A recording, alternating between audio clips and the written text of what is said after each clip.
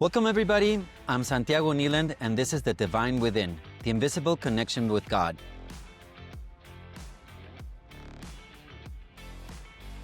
In today's episode, we're gonna think, listen, and hear, and especially how do we hear from God? In today's episode, we're gonna answer one of the greatest questions. It's in one of the oldest questions in humanity that we've ever asked, and one that transcends religion, culture, and tradition. Is God distant, or is He constantly trying to reach us through or to us through the ordinary moments of our life? Today's guest, Richard Rosen, has spent decades exploring that very question. A professional musician, lifelong spiritual seeker, and dedicated student of the Urantia Book. Richard's journey has taken him across continents and through a lifetime of experience that transformed this simple curiosity into a living relationship with God. Rather than offering formulas or dogma, Richard shares the quiet discoveries that taught him how to recognize the divine voice already present within every human heart. Together, we'll explore Richard's remarkable story, discover practical ways we can all become more attentive to God's guidance, and leave you with simple practices you can begin using today to deepen your own relationship with the divine. So, welcome, Richard. It's a pleasure having you here. Thank you, Santiago. So, we're going to be talking about a lot of interesting conversations and insights that you bring us. So let's dive into how you found God and your story. So in this segment titled How God Found Me, Richard is going to tell us that every spiritual journey has a beginning. Sometimes it arrives through hardship, sometimes through wonder, and sometimes we discover that we weren't searching for God nearly as much as He has been searching for us. Richard begins by sharing the experiences that transformed a curious young man into someone who learned to recognize the quiet presence of the divine throughout his life. So, Richard, what can you tell us about this experience and your process into listening and hearing from God? Well, I'll start, Santiago, by commenting on how you introduced the podcast as a way for people to recognize how God works in our lives. Because when I was a young man, I did not know God existed. And I would have liked a podcast like you're doing to hear from people that have actually had real experiences with God in their life and how that works. But back then, there was no internet. And all I knew as a teenager is there was something more than the material world. I just knew that. I didn't know what it was. And then through a series of events, I ended up in northern Maine. I'm a Jewish kid from Brooklyn. Okay. So for me to end up in northern Maine, living on the edge of the Allagash wilderness with a few other families, and what attracted me to them is they were the most real people I ever had met. They were looking for reality, and they were doing it Eastern way, for example, the Eastern religion, Eastern philosophy, the gurus. I never knew anything about that, but I said, okay, let me give it a try. I like the people. So I had a vision one night.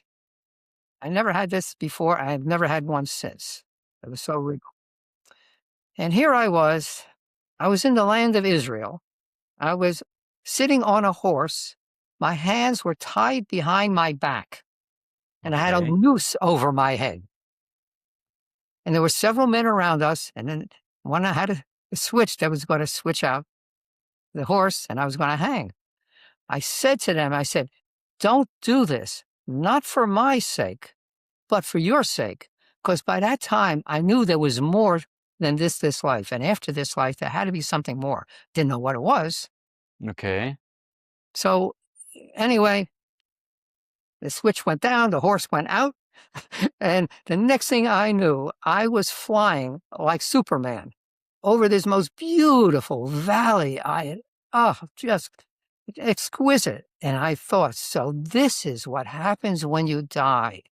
That's really interesting. And how did this come about? Or I mean, you moved and you started a new experience and Eastern philosophies. Were you in a meditation, or did you? How did all this come about? More or less, what was your age when you had this experience? Yeah, good question.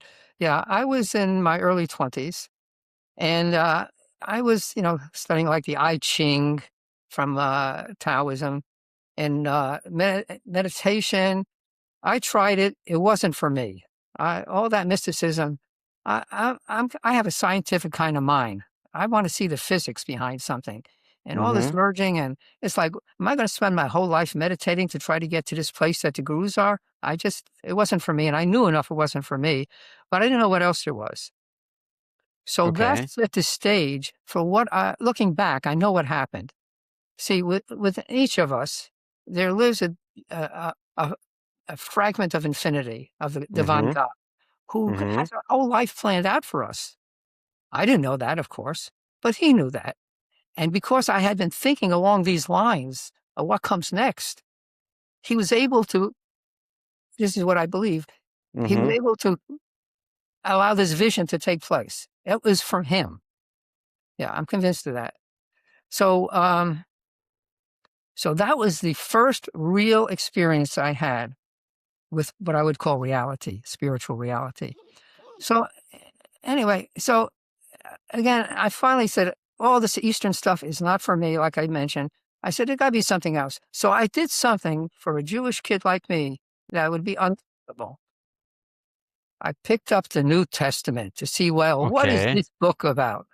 I mean, in those days, I couldn't even say the name Jesus because being Jewish is like almost, it was like anathema. Anyway, so I'm reading the New Testament, reading about Jesus. And as far as I'm concerned, all these healings and miracles, that's like Superman. No problem. The gurus, they do it. Why not him? So, but one thing caught my attention that I've remembered ever since that has guided my life. I was reading when he was talking about if you have hatred in your heart, it is the same as killing someone, same as murder. Okay. That hit home, Santiago. It was like, wow. See, looking back with what I know now, I know, again, the spirit within was making that come alive to me, and I couldn't deny it. I didn't have a problem with anger. I wasn't angry, but occasionally anger would come out, and I thought, I do not want to hurt anybody. And I like what he said. And then I read, if you have lust in your heart after a woman, it's the same as committing adultery. Well, I was a young man. I had plenty of lust in my heart. I said, whoa, I don't want to assault women in my spirit. It was real. I don't want to do it. And then I had this thought, and this is what guided me for the rest of my life. I said, I want someone to tell me what to do, how to live. So I always do the right thing. That's what I want. I said, Jesus, this guy had these things. He was telling people how to live. So I became interested. Yeah.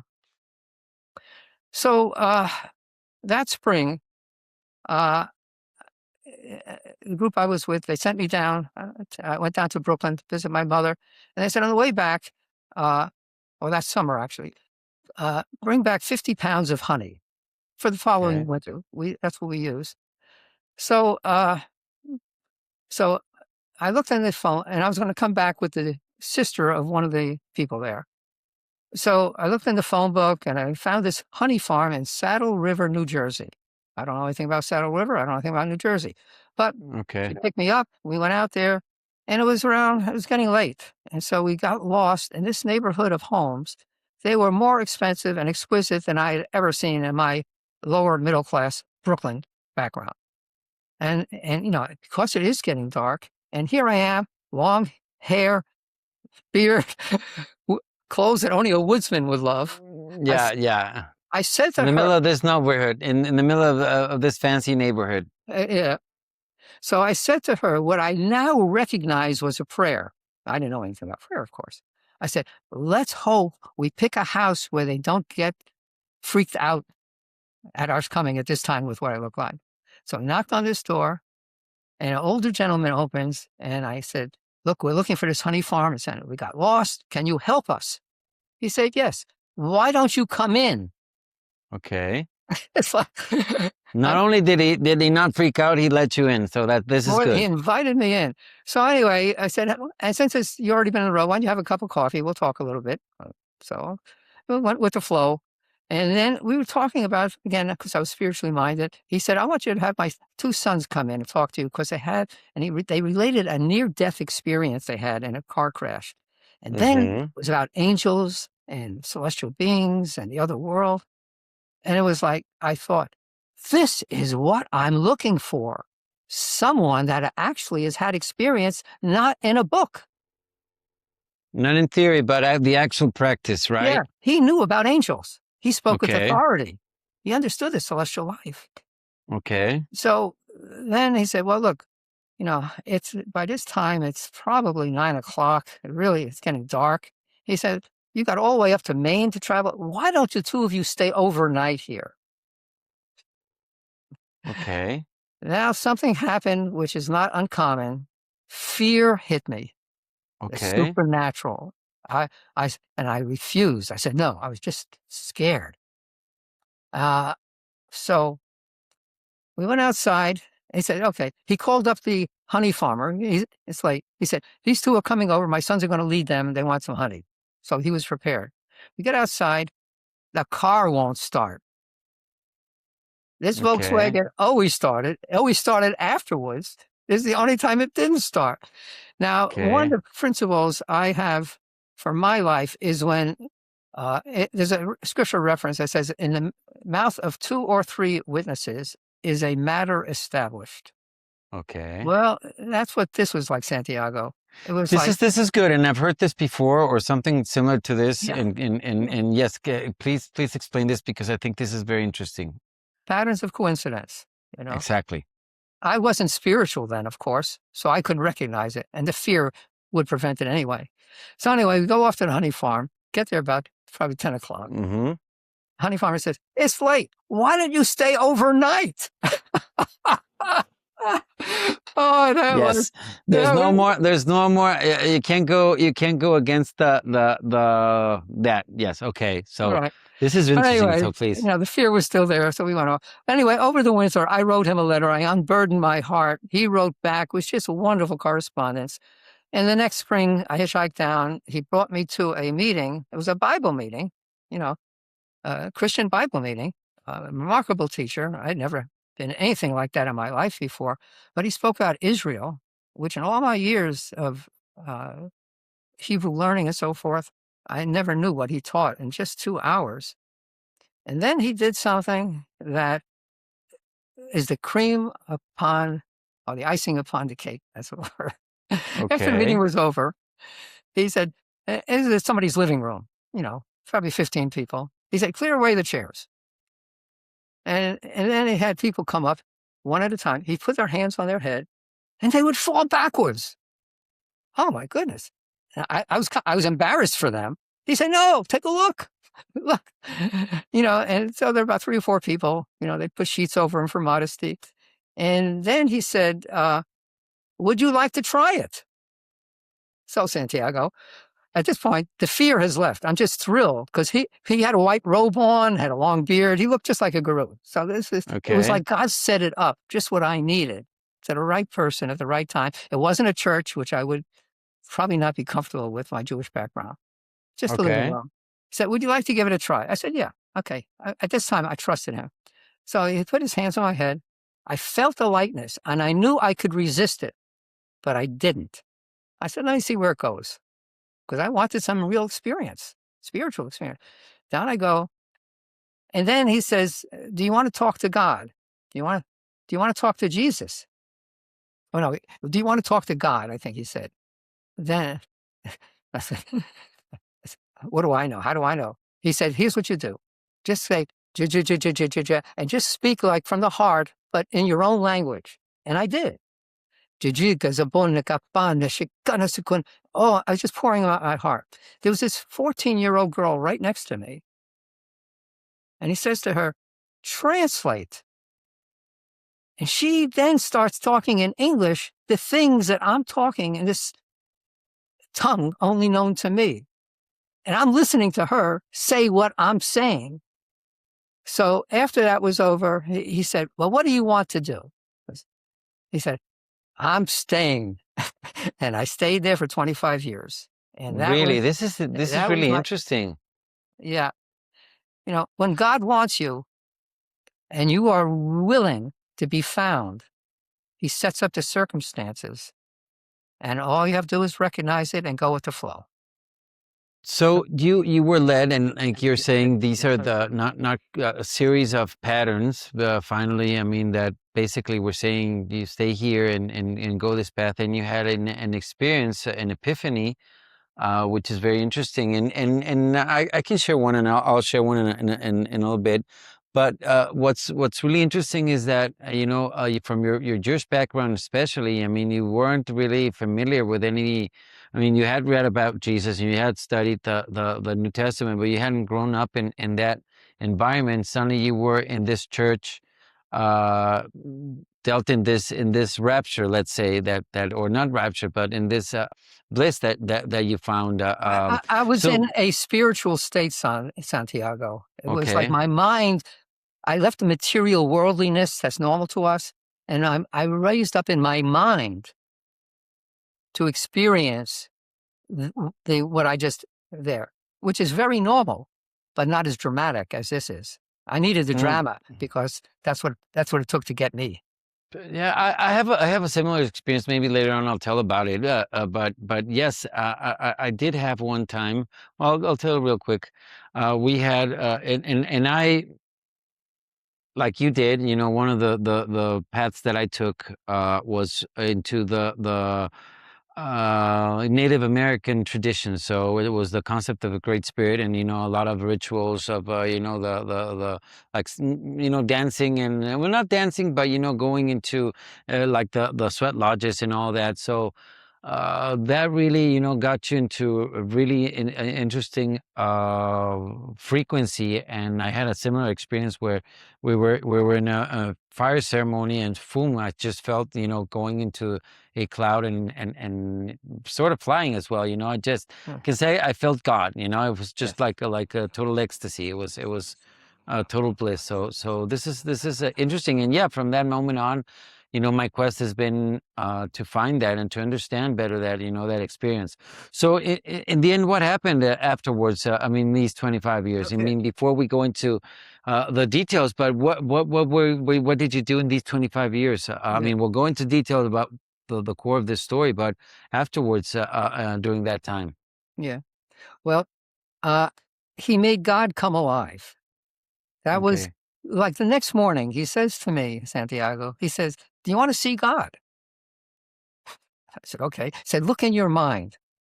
What do you see?" Oh, I saw a man in a throne with a white beard and a flowing robe. you know. And of course, from my perspective, that's all my indwelling spirit, because that's who Hmm. showed it to me. That's all I could see. I was a Yeah. child in these things, you know. So, and he said, good. And then, but he made him come alive. It's like he would talk, he would tell about how God in his life, God told him to do this and God showed him that. And then he did this. And I said, if God could work with him that way, that's what I want. Because that was my prayer without knowing it up in Maine. I want someone to tell me how to live right and what to do all the time. And he was demonstrating. And that's what I learned under him, how real God in our life is. He's a father, and it's not theoretical. There's a genuine connection that he's put in there. If you desire hunger for truth and your thirst to do the right thing all the time, he finds you and then you find him. Uh, so Correct. that gave me a foundation, and also gave me a foundation in the Bible, which, although there are limitations to it, there's so much truth in it. I mean, it was the greatest repository of truth 2,000 years ago that existed among all the religions. And again, God leads us step by step. So 15 years into this experience, uh, he's teaching wonderful truths. And I'm in the office with a coworker who's also part of our congregation. And I see this big blue book open on his desk. It was this book. Okay. It was Hmm. just open at random. I read one little bit, a page. I said, "Bill, where did you get this book?" The spirit of truth in us is so alive that when you come across truth, it just like, whoa. And this was like a download, just on one little page I read. So I bought the book, and it turns out many pastors, ministers, they teach out of, this was the Urantia Book, and many pastors or teachers teach out of it. They use it, but they don't tell their congregations.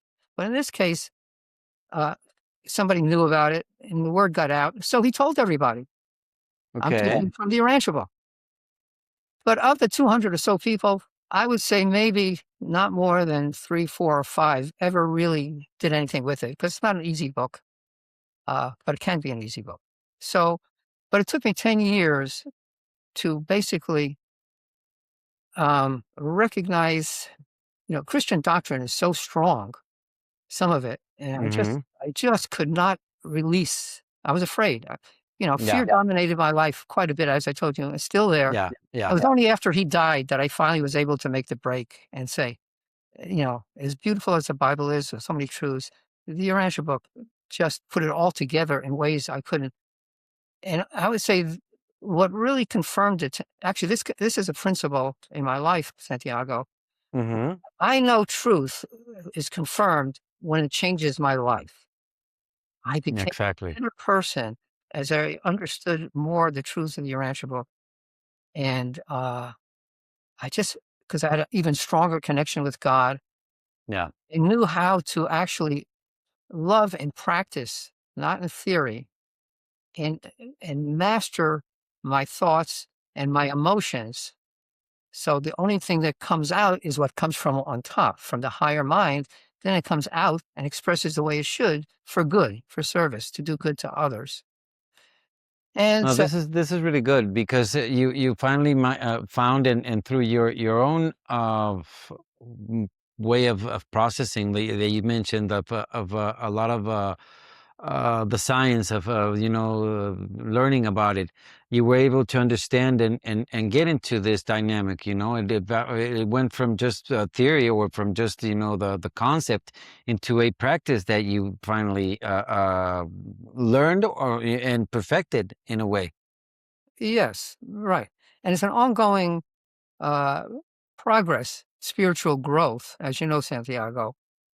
And so I think in terms of spiritual milestones, and we all have them in our lives. And so the first milestone was I was introduced to God. I found out he was really alive, and he's a person. You got to have a relationship with him. The second was the introduction to the Urantia Book, because that's just made everything. Our minds are always chattering. They're incessantly talking, and and that's what meditation is designed to do. Of course, is quiet things down. So, so I came across the idea of stillness some years later, probably about maybe a dozen years ago, really understanding how to still my mind in order to prepare the way to invite God to talk to me. It's like that indwelling spirit. It's not like he talks to you like, oh, hey, Santiago, I want to tell you something today. Yeah. No, he's not going to tell It's you a like different that. communication. It's Yeah, a still, definitely. small voice, The still small but voice. I like that. you got to be quiet, and that's where stillness. So I came across this 7 steps of. Well, let's leave it there, because this is so good that and this is so great to a great segue into the next point. So stick around. We're gonna find out exactly what's this process and how you can hear from God. Stick around. If God is always communicating, how does the communication actually happen? Is it intuition, coincidence, inspiration, or something deeper? In this segment, Richard shares the practical lessons he's gathered over a lifetime of listening, and how ordinary people can begin recognizing God's guidance in everyday life.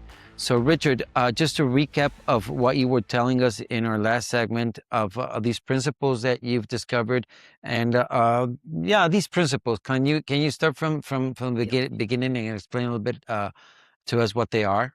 Yeah, I'll preface it by saying that this is what works for me. Since we're all unique individuals with our own relationship with God, how we hear from him is going to be different. But still, the general patterns are in there. And if they work for you, you'll recognize them. So okay. So I made some notes to myself. So just excuse me if I look away to just remind myself. Okay? No worries. Please do so. Okay. The first thing is I talk over things. I'm always talking over things, all the decisions I have to make. Now, I'll give you an example. Not too long ago, I was feeling the need to be with people that had some kind of God-centeredness to it. Because that's really what spiritual fellowship is, what it's all about. That's the idea of what you would call socialized religion, where religions Mm-hmm. get together physically, in a Mm-hmm. church, for example. It's In the people that have this congregation. Yeah. congregation. Yeah, it's a spiritual fellowship, brethren. So I felt that need to have that. And so I said, let me go find a church. So I look around and it's like, I don't know. I don't know if this is going to be for me, because sometimes some Christian doctrines or churches, they're just too heavy, too Mm-hmm. unreal for me anyway. So I said, I just don't know. So I've been wrestling with this decision, and I'm talking to God. What should I do? I'm trying to get input. Nothing. He said, well, keep going. Keep thinking about it. So then I'm walking. I do my morning walk. This is my time when I meditate, and not in a sense of talking to God, talk things over. Had a good time, always. So I met my neighbors, and they said, and somehow we got to talking about their church. And then they said, Richard, why don't you come to our church? Bingo. This was not like back in Saddle River, New Jersey. There was no fear. I understood the principle. I'd been thinking about it. I've been looking for it. I said, I'm coming. And right away, Yeah, I said, it's simple as that. It's simple as and clear, and I can relate to that, And sometimes it's there, and it's okay. Yeah, it's even funny, Yeah, it's delightful to see how Yeah. it works. And sure enough, I went there, and it's been a couple of months. I've really enjoyed my time there. It's the right kind of pastor. He's got a sense of humor. And I think I found a religious home, for the time being. That's going to work out well. So that's one example. Okay. The other thing is I watch my thoughts. That's where stillness comes in. You're always mind mastery. You keep control of your thoughts. So I find I would hear about somebody, some famous person, somebody who's accomplished a lot.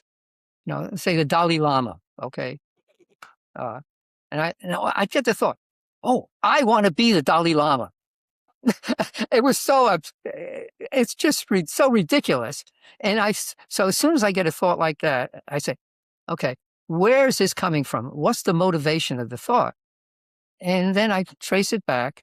I say, that is insecurity. That insecurity wants to be somebody well known that has all this somebody else. Yeah. fame and acclaim, because that's the humanist state. It just wants everybody to acclaim them. So I knew that there was. I said, okay, just humility is what I need. So it was a wonderful lesson that I got. That's how it works for me in getting lessons. But any thoughts that are like envious, jealous, suspicious of somebody, like sometimes, how you're in the house and you put something down and then you're looking for it, and where is that thing? So Yeah. I would get a thought. Did somebody come in the house and take it? Which is ridiculous, but I would get that thought, and I would know it's ridiculous. But that's where the idea of being suspicious is so negative. I said, I refuse to entertain those thoughts, and I made it a habit. Whenever I would get those thoughts, no, they're not right. And that's important. I mean, the habit, and few people really say, okay, I'm not, or maybe not few people, but I mean, a lot of what people think and say, okay, if I'm not acting out, if I'm not doing things, it doesn't matter, it doesn't work. But I mean, your thoughts, like you're saying and explaining, your thoughts carry power. And if your thought patterns, and it doesn't mean that you have to act it out, but you get into those thought patterns, and you're talking about a suspicious thought pattern. But you also, I mean, there's a lot of patterns that come and can burn you. And one of the things that and this I can relate to what you're saying, because one of the things that I do, and I even have a practice on doing it. It's the transformation. It's a 4-step transformation, and the first step is to, when you get a feeling, and sometimes there's somebody that you dislike. There's somebody that you maybe just met or something, and there's an awkward feeling. But there's an instinctive veil sometimes that you put yourself into. You're saying, oh, no, no, I can't, I have to, everybody's lovely. No, I always say, okay, why is it? Why do you have this? Why is this? What's creating this? I kind of, and that means stepping a little bit back, going into like a higher view and seeing and kind of saying, why, okay, let the feeling play out. And then it gets to a point, and that's the second step where reason comes in. I understand, and I say, okay, this is causing it because of this and this and this and this, and then I can understand that pattern and I can change it. But Yeah. but the problem is when you do not do that and you just let it go and let it loose, you get into those habits, into those sequences, into those patterns, and once you realize that you're down in a rabbit hole of being in a very dark situation. So I think this is very important. Thanks for bringing it out. But please continue. Yeah. So I was in the habit of getting thoughts to do something, could be big ones, small ones, and I would just dismiss them. I'd say, because I wanted to do what I want. So I'd get a thought and I'd use my analytical mind. And, for example, close the pantry door, take something out of the pantry, close it. And I would say, I don't want to close it because I have to go back anyway. I'm going to leave it open. And it turns out it can be dangerous because, bump into it later on and, I left that door open. I didn't realize it. And it was like, oh, I had the thought and I didn't close it. So I said, I got to pay attention. What is going on? So I've learned to be very careful with all the thoughts I get, not just dismiss them because, self-will likes to do its own thing without really considering where the thought might be coming from. So here's an example, Santiago. Okay. I was walking Sunday morning, a morning walk, and my neighbor was out on his swing under his oak tree in the front yard, and he was looking at his iPad probably, or his phone or whatever. And I thought, gee, I'd like to go talk to him. And then I thought, well, I don't want to disturb him. It's Sunday morning. Maybe it's, he's just, resting and so forth. So I didn't. So about 100 feet later, I get the thought, go back and talk to him. So by this time, I know enough to say, okay. There's something here. I said, this is just not me. So I said, okay. I'll go back, go up to him. And we had a wonderful visit. He was so grateful I stopped and talked. We just had a good time. So, there's a great scripture in Zechariah 4:10, it's out of context, but it works. Despise not the day of small things. That's a small. No, it's really it is there because I mean that's just these simple patterns and these simple instances that you have come to recognize. I mean, and it is that it's not just not that God has to come like you say in great thunder and clash and a deep voice, but it's in these still messages that it's in your mind. I mean, that's where the divine fragment, the divine within resides within us, and that's where we have that connection. So, I mean, it's trying to find these moments of connection, these still moments, like you say, that we have to listen. Definitely. Please continue. Yeah, what's encouraging, Santiago, when you make a habit of paying attention to the small things in life, the big decisions and choices take care of themselves. Exactly. But if you don't do the small things, when you get a real big thing, there's a chance you might. There's no need. I mean, big decisions do come, but they take care of themselves, like you say. They kind of resolve themselves in a positive manner. Maybe not even the way that you envisioned, and even learn to comfort that, to find a lot of comfort in that and releasing that vision, and many times of how it has to be and saying, okay, let the will of God and his guidance through my mind and his thoughts guide me through this process and really become or make create something that is divine, right? Yeah, you're recognizing God working through you, expressing his life through your personality. Just what you're saying. And Exactly. you do the little things, you could be sure that when the big things come, it'll work out. It's like Jesus, when he had to go on to the cross crucifixion because he lived the life the way he did, was not a problem. Well, yeah, I mean, sometimes family, sometimes like this, you said, the small instances of life, the small situations, we take them for granted, and we do not give them the value. But I mean, those are the ones that are creating, those Yeah. moments, and it might seem simple, and maybe as a father, you learn this, that giving your son that time, that attention, and maybe doing something, and paying that interest into what they are communicating and doing.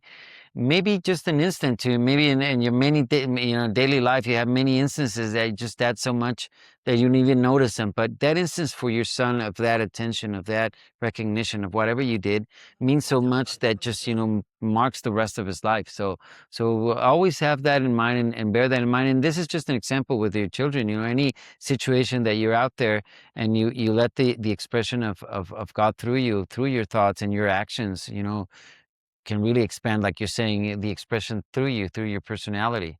Yeah. Now, your sensitivity to your son, I guess, and knowing when it's time, oh, I have to talk to him. He needs to hear from me.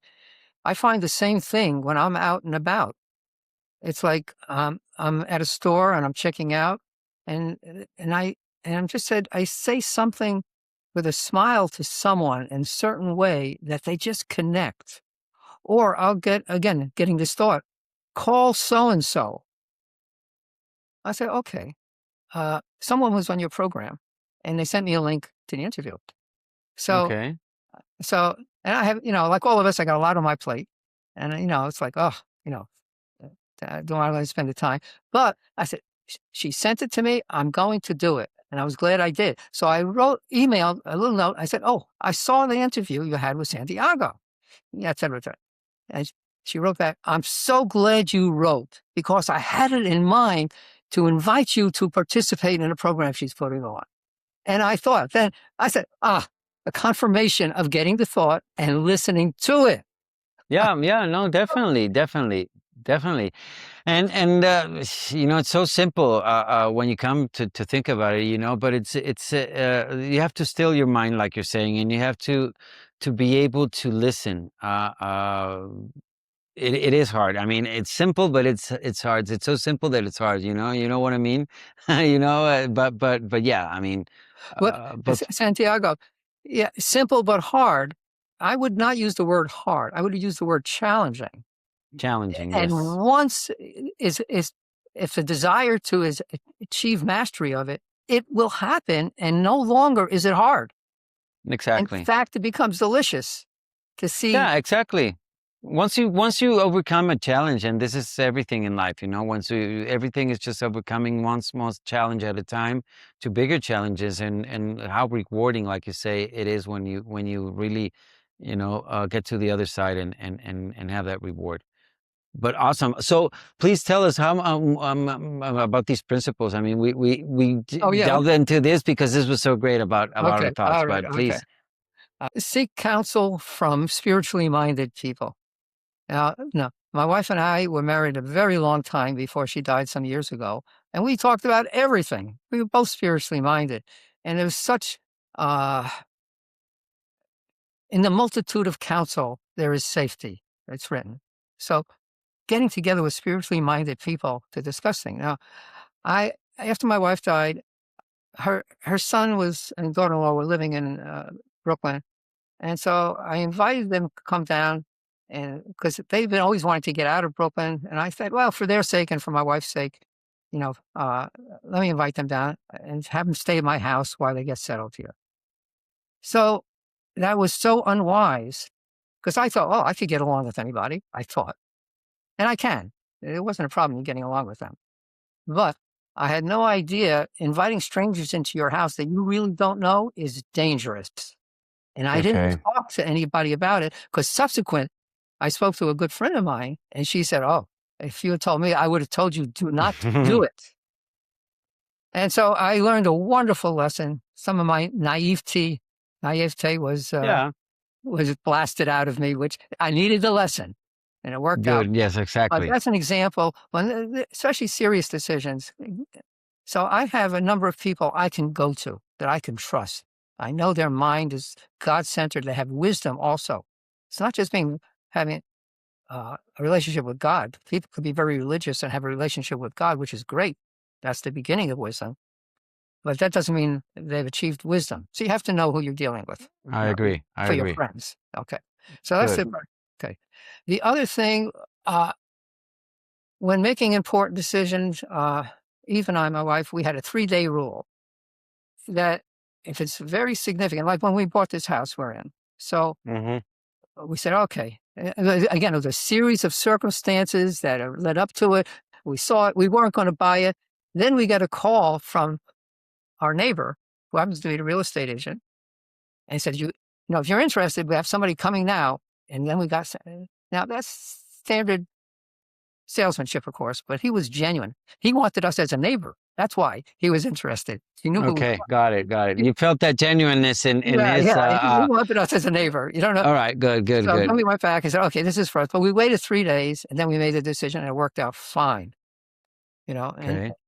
And we got this from the lesson of King Rehoboam, ancient king of Israel, who was the son of King Solomon. When he took the throne, and he talked to his advisors and said, well, how should we deal with the people? And they said, thus and thus, thus and thus, thus and thus. Have them come and talk to you and tell them all their grievances and what they're looking for. And he said, okay. They came and they said, this is what we want. We don't like the way it was under your father. And he said, go away and come back in 3 days and I will give you my answer. And that was that principle. That's why I say there's a lot of truths in the Bible. And it's good. And it's good because you need your thought process, and you need I mean, if we're talking about how God talks to us and how he's this divine within is really bringing information into us, so we can have a wise decision. Definitely, I didn't know about. I mean, I've heard this story, but I didn't know about you apply it as a principle. I like it. I always, when I have a hard decision, is okay. There it is. It's planted, and it's actually one of the things that I teach in the mind, the human matrix and the pattern. It's first you have the solutions, then you have the challenge. I mean, sorry, the goals, the challenges, and the solutions, and it's a three-step sequence. It doesn't mean that it has to be 3 days, but it is presented in 3 Sure. days. So this is interesting relationship. Yeah. And in But 3 days, of course, that's just symbolic. You have to be led to how long, but give it some time. That's the point. yes, I agree. You know how it is I agree. sometimes, you'll be preparing something, writing a letter to somebody or whatever. And I know for me, a lot of times I will put it aside and wait for the next day. Because overnight, our indwelling spirit makes a lot of things happen overnight. I know about you, but I know in the middle of the night, I'll get wonderful thoughts. And then I'll say, oh, I'm so glad I waited and did not send that email. Yeah, definitely, definitely. And you have a hunch and you say, okay, wait, just put it there in drafts and then you can hit it tomorrow. You'll review it and give it a fresh look. Right. Don't be hasty. Yeah, exactly. And that's important. Exactly. Don't be hasty. I mean, sometimes we do not consider that things take time. And in this fast-paced world, we do not allow it sometimes.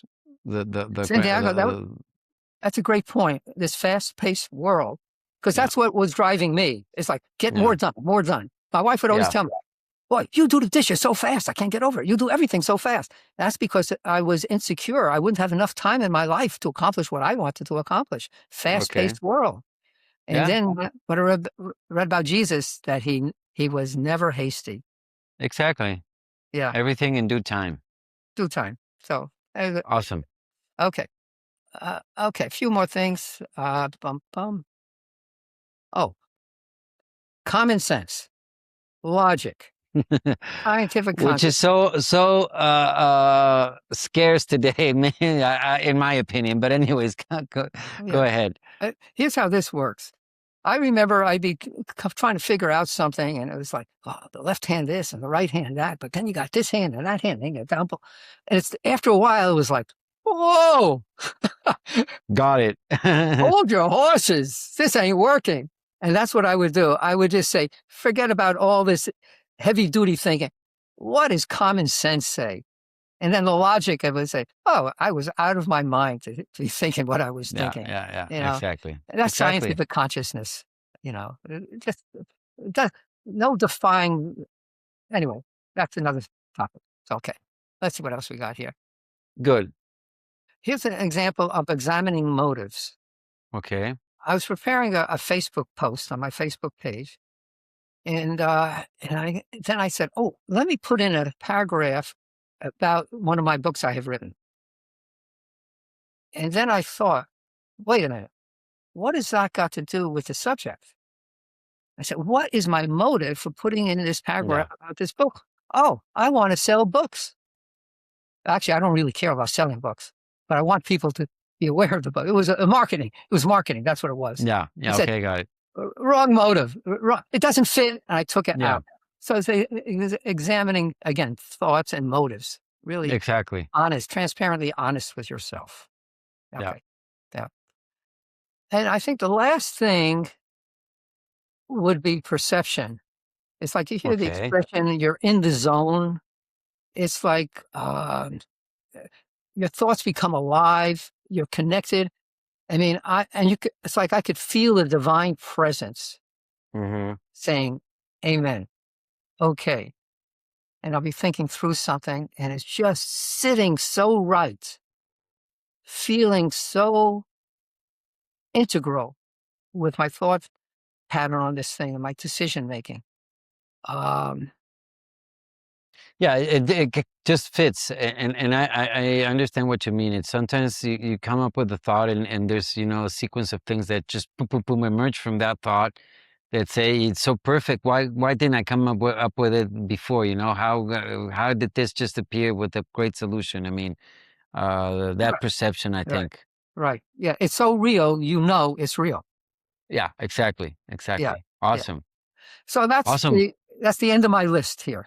Awesome. Well, I mean, this is really, really great, Richard, because I think, from all the lists that you named and you pointed out, I think I've felt, known, sensed many of them, and all of them. Maybe I hadn't been able to put a head and feet to it, but the way that you presented it, it's really practical because you can, I think now that you know about them, you can do practice. We were saying, practice and have a habit into developing these tools, these premises that you've created that can help you. So this is another great segue into our next segment, which is how do we put all this into practical terms? How do we make this life? So stick around and we'll find out.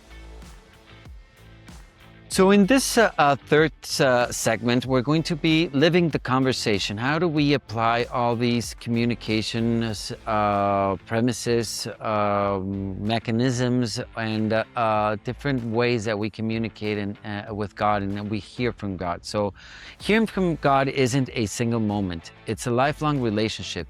In our final segment, Richard leaves us with practical habits. Anyone can begin to cultivate greater spiritual awareness. It's just a matter of practice. It's deeper trust and a more personal connection with the divine. Sometimes the greatest revelation isn't discovering that God speaks, it's realizing He never stopped.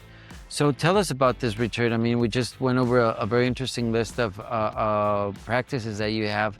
And how can somebody that's listening to us put this to practice? And I mean, I know it's very, very.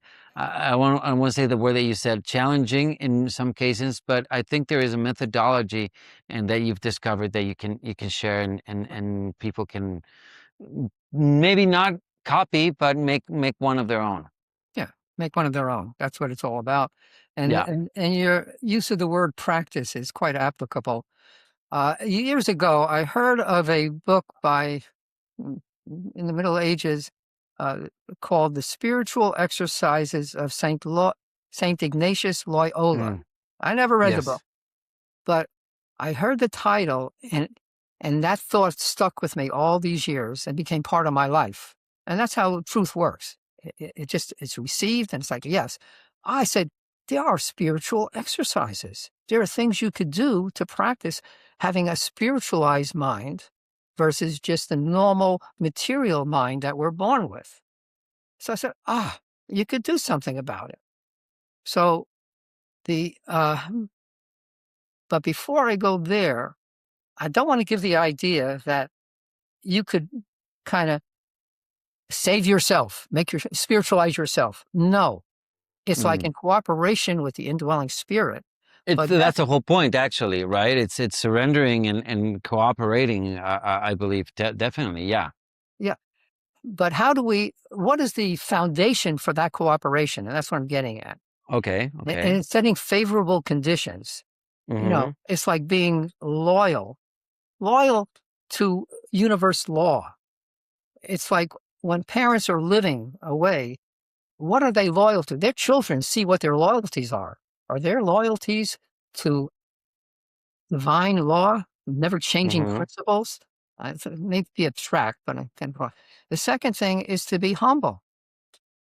Just we're each a part of the whole. I'm a part of the whole. Yeah. When I worship, that's what worship is to me, Santiago. It's just myself a part identifying with the whole.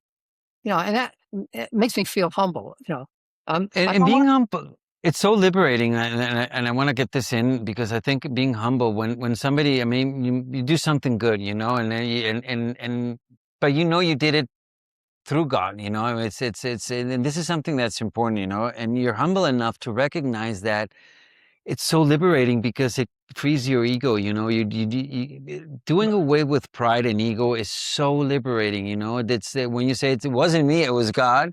Right. Then you don't need to you don't need to and that's what I like about humor. I mean, I know I'm going everywhere, but that's what I like about humor, since it kills ego and it downplays your ego. Yeah. And I always try to, make not a fool of myself, take myself so lighthearted and show people that I take myself lighthearted, so they know I'm for real. I'm not, this stuck up, mannequin or profile or avatar that I'm trying to sell. And this Yeah. is important. And being humble gets rid of all that.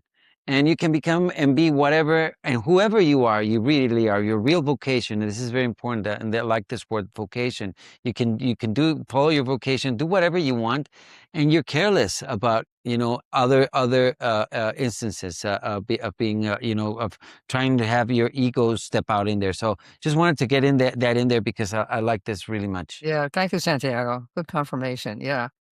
And then after being humble is being sincere. And sincerity in a higher sense is wholehearted devotion to divine values. Whatever the highest values you hold them. You're Yeah. sincere all the time, not part-time, not sometime. It's Not like, when they apply to you and not when they do against, right? yeah. Oh, it's convenient now. Yeah. No, all the time, because they're divine values. That's what your life is. And then just always do what's just. What is the right thing to do? Just comes from law, righteousness, doing always the right thing. Fairness comes from that. So you're in a situation. It's like sometimes I use the example, which is very common. The waitress makes out your bill and she made it out wrong in your favor. Yeah. Oh, you forgot to include thus and thus. Ah, thank you so much, because I would have had to pay for it. It's just whatever's, your highest sense of what's just. And these are the Definitely. conditions. These are the favorable conditions that allows that indwelling spirit to communicate to you. And then the last one is being patient. It's like, these here's 80 some odd years. How about the next million years? Oh, you're not getting it done now? Take a break. Don't worry about it. Yeah. Yeah. What you Yeah. don't So get done, important. you'll get done there. The key is to have a foundation this life, which is to create a relationship with God. Desire to hear his voice, desire to have him in your life and to have your life. I like this. I like this phrase. Can you repeat it, please, Richard? What's the purpose? I don't know if I can, but I'll say it this way. uh, I made a long time ago, when I recognized this principle, I consecrated my will to do your will. Yes. That's what counts. It's that. And then the patience comes with I'm just a lowly, imperfect mortal. I am so far from perfection. And God smiles and says, of course you are. You're a little child in the spirit. But the key is, are you going this way? Or have you Yeah, leveled off? Or are you descending into self-admiration? As long definitely. as the incline is up, what we don't accomplish in this life will be accomplished in the next. Because in the next life, as you know, we start off exactly where we left off here. There's no magic wand where you become perfect. Doesn't exist. That's No, no, magic. no. We keep on this, and that's what's really also liberating. I like that you bring this up because it doesn't. The purpose is not really to acquire, to gain material things, and it may be such a cliche, but it's really to create a spiritual value. And this is important, you know. I mean, the actions and the decisions and the way that we conduct in the way that you are saying is the way that we create this spiritual acumen, which is what is eternal. It is what will be, you know, where we're this point that you're saying that we're starting or that we're continuing from this point that we stopped or that we you know, took the next step.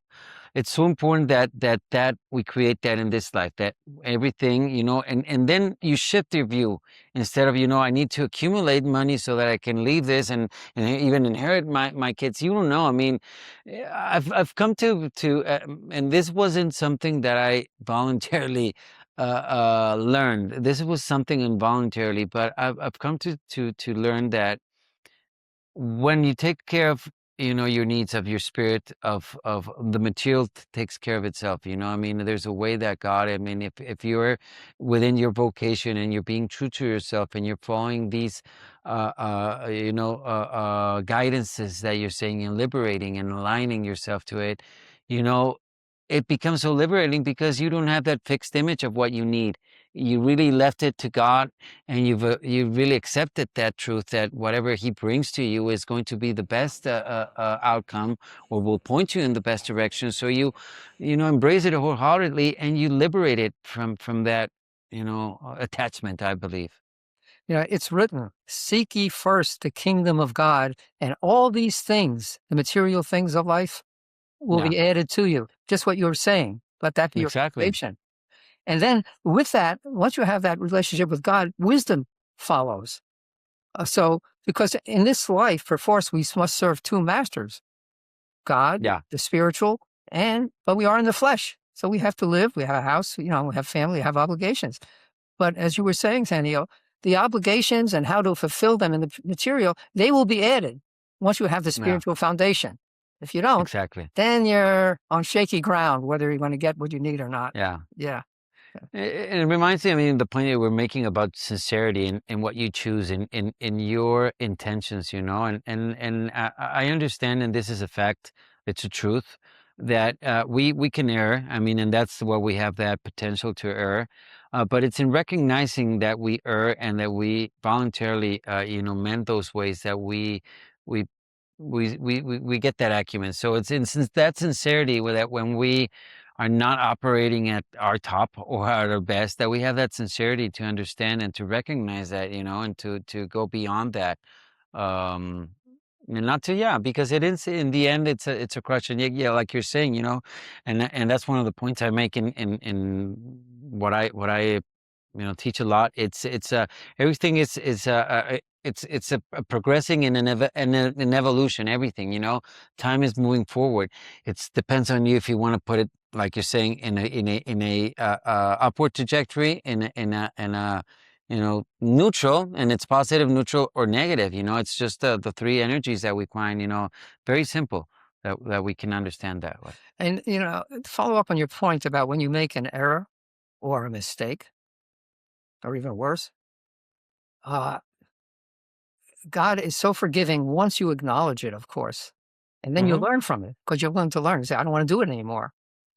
And I remember over the years you know, in the fringe of conflict, when I was just in between, we all are like this. We're in between. I was in between my spiritual uh, uh, attaining effort, so desirous, and yet I had all the just my thoughts were not right, and Yeah, yeah, we shouldn't and get that's part.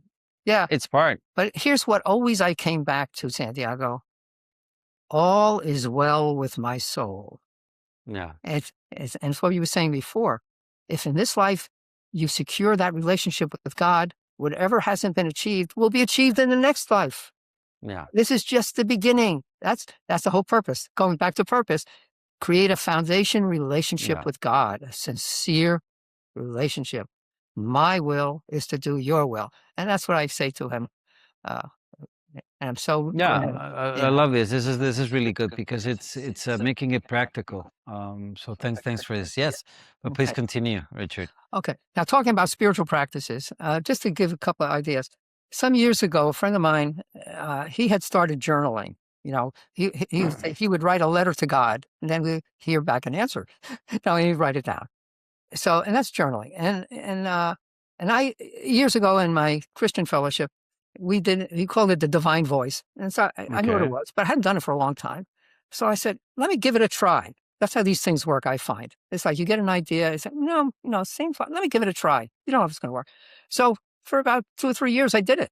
It was great. It's just what I needed at the time. I'm so grateful. And Okay. that's why it's good for religionists to get together. People who love God, that's why you have spiritual fellowship. That's why I'm glad to be in my church there. We share thoughts. Yeah, you share your expressions. I mean, you're not imposing. That's what you're not supposed to do. Imposing your perception and your own interpretation of God, but your own expression of that love of God and your own practice. Yeah. That you can share. Definitely. Yeah. Right. So, and sometimes it finds a resting place, and you say, okay.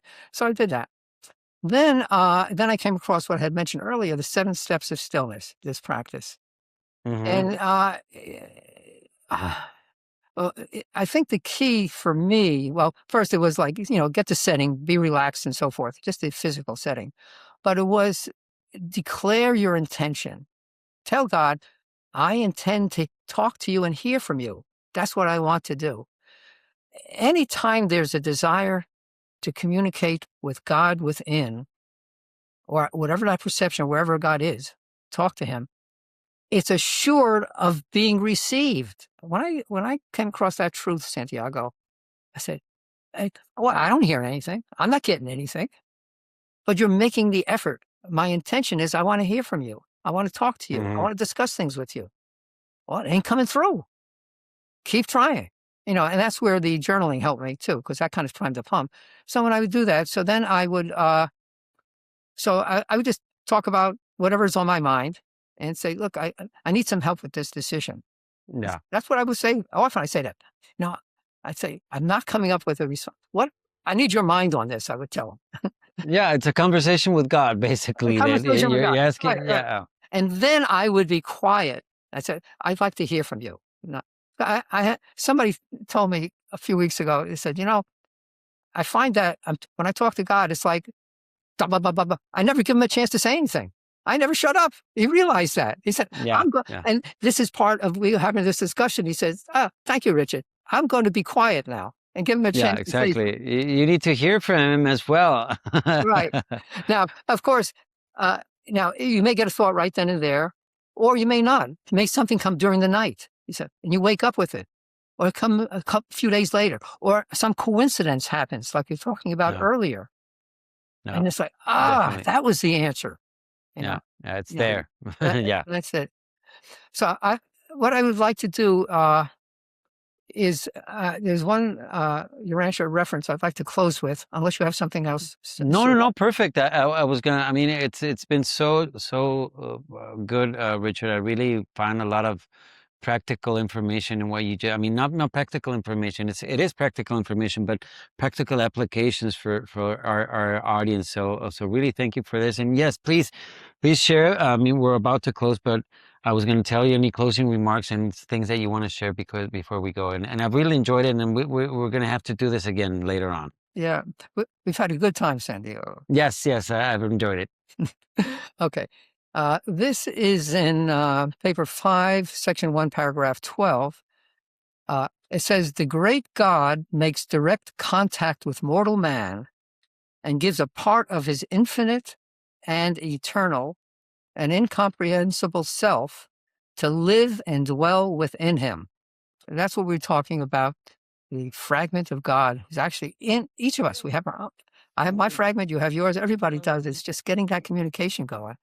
That's why this podcast is the divine within. That's that fragment that we have in ourselves, and it's so important. I mean, that we make this point, and it's so simple. Again, as we've learned from a lot of what you said, to understand this, and in the end, it's a practice. That's another thing that we learn. It's making a habit. It's going into the positive pattern, into a positive loop, and I think you've given us a lot of great tools to understand ourselves, like you said, contemplate our thoughts, our intentions, and really be a channel for, like you're saying, the experience of God through us. In I mean, in our presence, and how, in the end, that's a lot of what is happening. God is experiencing His universe through us as we are experiencing this through Him.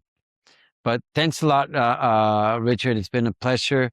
Really enjoyed it. And thanks to all of you that have watched this show. If you remember that, if you like this, share, like, and subscribe. And remember, if you have people out there that may find this interesting and that might find value in this, tell them about it, and we can certainly share more of these conversations with them. And take care. Until next time, I'm Santiago Kneeland. Take care and carpe diem. On the Divine Within podcast, we share real conversations to help you find a personal connection with God. My goal is to support your faith, growth, and journey toward discovering the divine within yourself. Join us to deepen your faith and spiritual journey.